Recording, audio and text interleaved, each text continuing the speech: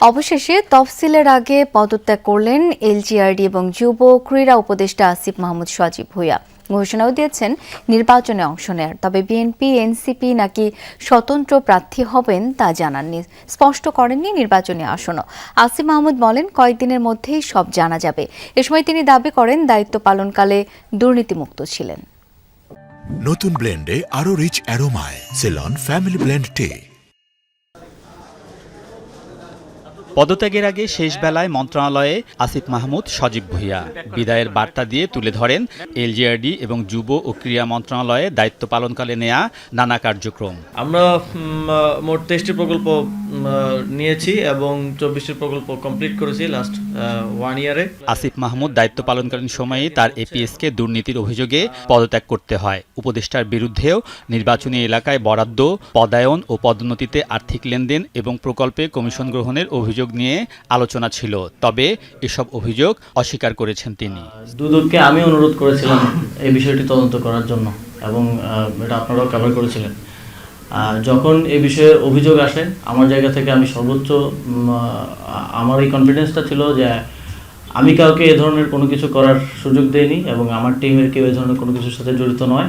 এই প্রজেক্টটা এখনও পাস হয়নি এবং এই প্রজেক্টটা আপনারা জানেন যে তফসিল হয়ে গেলে আর কোনো একনেক বৈঠক হবে না, তো এই সরকার আমলে পাস হচ্ছে না। ফলে এই যে অভিযোগ এবং বাস্তবতার মধ্যে একটা ফারাক আছে। পদত্যাগের আগে সম্পদের হিসাব বিবরণী জমা দিয়েছেন আসিফ মাহমুদ, সারেন্ডার করেছেন কূটনৈতিক পাসপোর্টও।